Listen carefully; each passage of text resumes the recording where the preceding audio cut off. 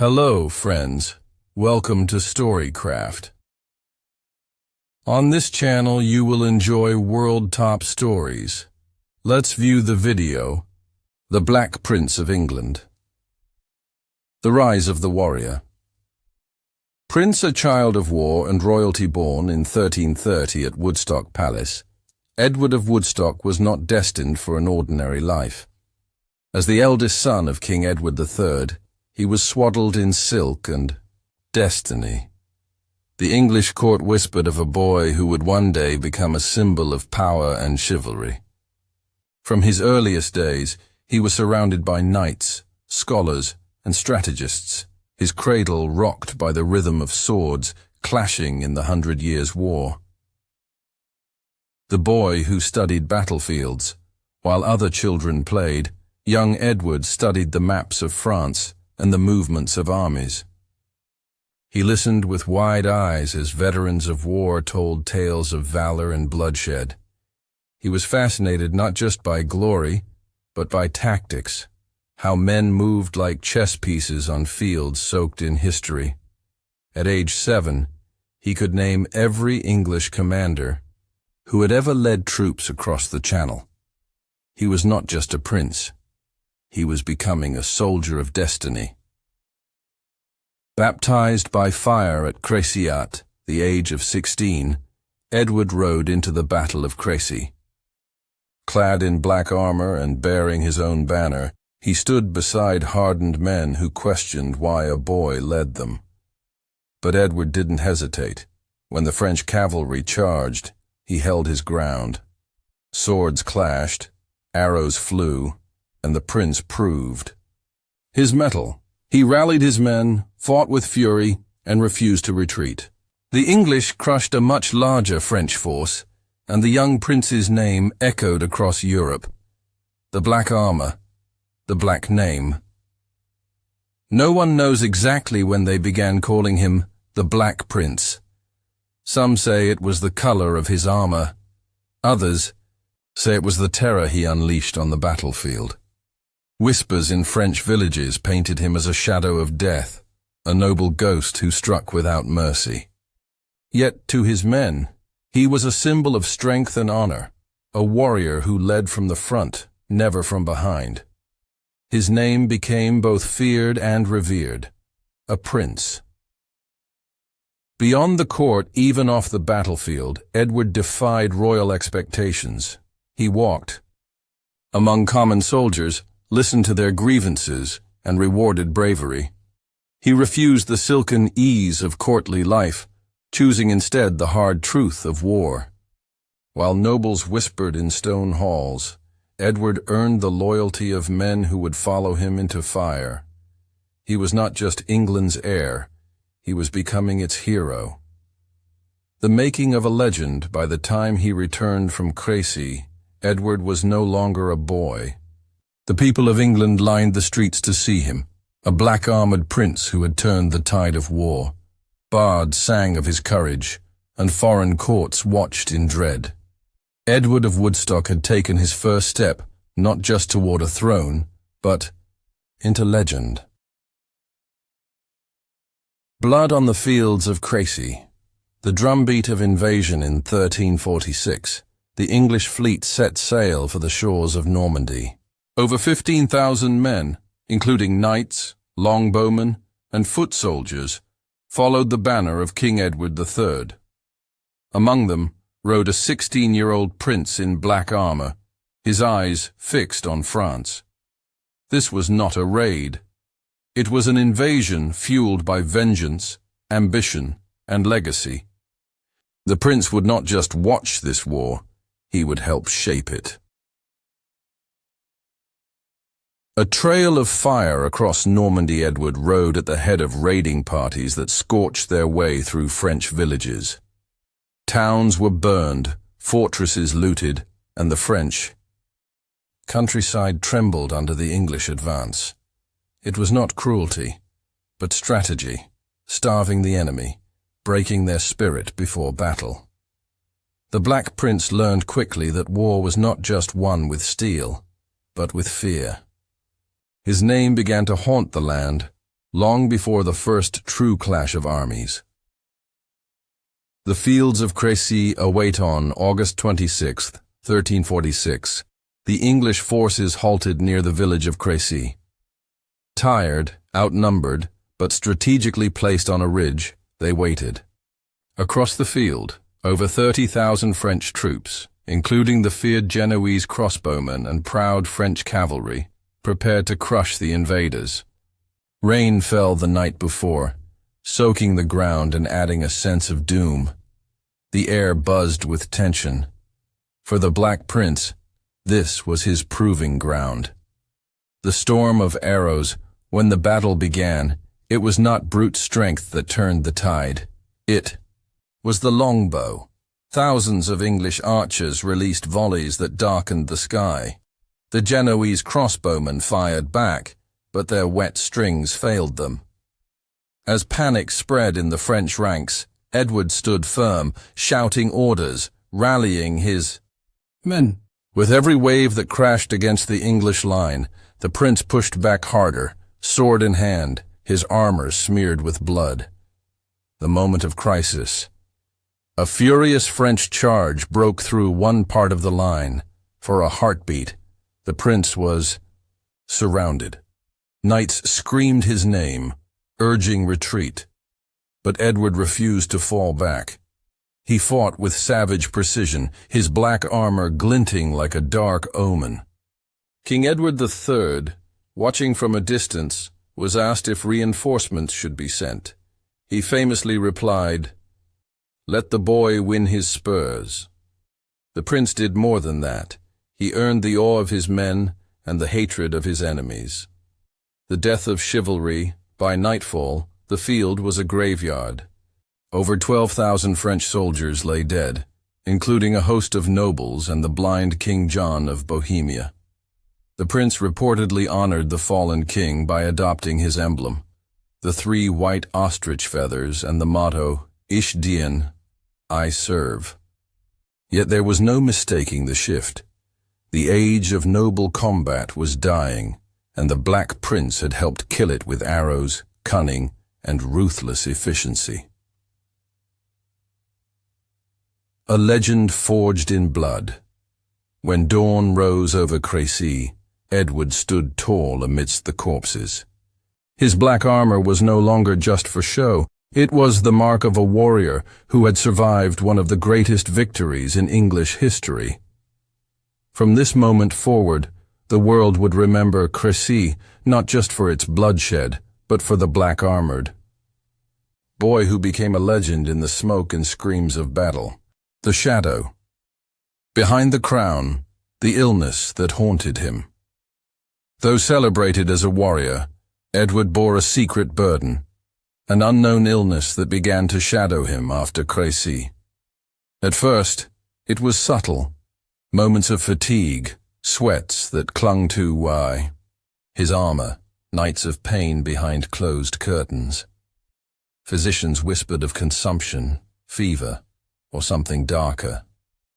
He ignored their warnings, determined not to let weakness touch the Black Prince. But the sickness would follow him, just as closely as his legend. A crown promised, a throne delayed. As the heir to King Edward III, Edward was destined to become King of England. Yet the crown, so near in reach, remained elusive. The old king showed no signs of stepping aside, and the prince's health was becoming a quiet concern among nobles. Whispers spread in the court. Could the Black Prince, hero of Crecy, survive long enough to rule? Edward did not concern himself with politics. His heart remained on the battlefield, not the throne. The marriage that shook the court. In 1361, Edward married Joan of Kent, a woman known both for her beauty and scandal. Twice widowed and cousin to the prince, her name stirred gossip in every noble hall. Some called it love, others madness. But Edward cared little for noble approval. With Joan he found not just a partner but a fierce ally. Their union was controversial, yet it strengthened his image as a man who followed heart and honor, not hollow tradition. The Prince of Aquitaine. Given rule over the vast region of Aquitaine in southern France, Edward finally had land to govern. There he became more than a warrior. He became a ruler. He imposed English laws, collected taxes, and built a court of shining splendor. Yet all was not well beneath the gold and velvet. The French resented their English overlord. The cost of his court angered locals, and his military campaigns drained the treasury. The Black Prince had won battles, but peace was proving far more difficult. The fall of a hero's image. In 1370, a rebellion broke out in Limoges. Furious at betrayal, Edward responded with brutal force. The city was taken, and the prince ordered a massacre. Men, women, and children were cut down. Some said 3,000 died that day. The boy hero of Crecy now stood as a shadowed figure, his black armor bloodied by civilian deaths. Even his allies questioned his judgment. Was it vengeance, or had the prince become a relic of a crueler age, weighed by the sword? As the years passed, Edward's body began to fail him. The illness grew worse. His hands trembled. He could no longer lead armies, no longer command with the same fire. Yet he refused to show weakness. Even when carried in a litter, he wore his armor. Even when racked with fever, he signed decrees. He was not yet king, but he ruled as if he was, defying time itself. A dimming flame. The once bright legend of the Black Prince began to flicker. The people remembered his glory, but saw now the cost of war and pride. Some still worshipped him. Others feared him. Few understood him. Behind the crown he never wore stood a man shaped by steel and sorrow, haunted by victories that came at a heavy price. The shadow behind the throne had grown long and darker still. The betrayal at Limoges. A city turns its back. In 1370, the city of Limoges, once loyal to the Black Prince, switched allegiance to the French crown. The act was a dagger to Edward's pride. He had trusted its bishop, Jean de Croix, a man who had dined at his table and walked his halls. Now that same man had opened the gates to French forces. To Edward, this was not rebellion. It was betrayal, personal and unforgivable. The prince, on a litter. Edward was no longer the roaring knight of Crecy. Racked by illness, he could not ride, but he would not be left behind. Carried in a litter by his men, the Black Prince ordered the march on Limoges. His face was pale, body weak, but his eyes burned with fury. This was not a campaign. It was a reckoning. Those who betrayed him would feel the wrath of a prince who had lost too much. Siege of Fire and Iron. The siege of Limoges began with thunder. English catapults shattered stone walls, and towers crumbled under a rain of fire. For days, Edward's army circled the city, cutting off supplies, choking its breath. When the breach came, it was not met with mercy. English soldiers stormed the streets with brutal precision. The gates were not just opened, they were smashed, trampled, burned.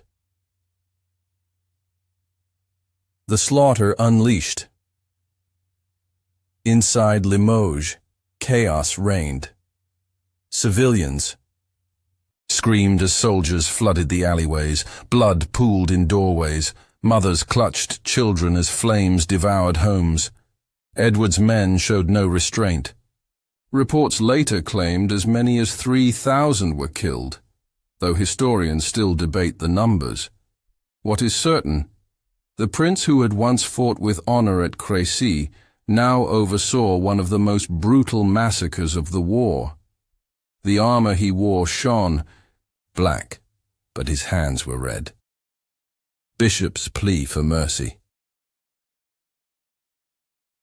Captured amid the ruins, Bishop Jean de Croce was dragged before the prince. Once a friend, now a traitor, he begged for forgiveness. Edward stared at him in silence, the weight of betrayal heavier than his illness. Some say he spared the bishop's life out of old loyalty.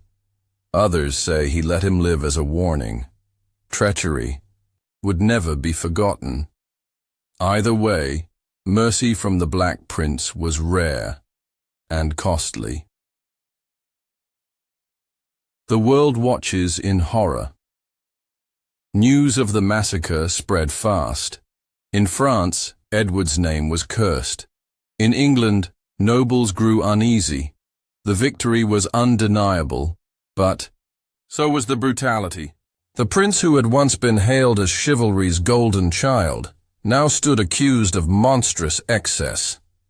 Was this still the same man who had honored fallen kings and shared meals with his soldiers? Or had war reshaped him into something else entirely? The price of vengeance. Though Limoges fell, Edward paid dearly. The effort drained what strength he had left. His illness worsened. The marches became fewer, the days shorter. In trying to crush betrayal, he had unleashed a darkness that even his legend couldn't outrun. The Black Prince had won a city, but lost a piece of his soul. The Prince Who Never Wore the Crown. The Long Farewell. By 1376, Edward was a shadow of the warrior who once shattered armies at Crecy. Pain had carved lines into his face, and each breath was a battle. Confined to his chambers, wrapped in furs despite summer's heat, he knew the end was near. Yet even in sickness, he summoned lords, gave commands, and defended his son's right to inherit. England watched as its greatest hope faded before its eyes. A final act of duty. On June 8, 1376, Edward of Woodstock died at the Palace of Westminster. He was just 45. He had outlived countless enemies, but not the disease that gnawed at him from within. His last wish was simple: to be buried. In black armor at Canterbury Cathedral, beneath a canopy that read, "Here lies the Prince, once mighty in arms." He had never worn the crown, but all knew he had ruled like a king. Legacy of iron and ash. Though Edward never became king, his legend outlived monarchs. His son, Richard II, inherited the throne, but never the strength of his father. The Black Prince remained immortal in ballads, battlefields, and the fearful respect of friend and foe alike. He had marched in glory, ruled in shadow, and died in silence, leaving behind the story of the king who never was, but who ruled the heart of England forever. Thanks for watching. Subscribe our channel Storycraft for more interesting videos.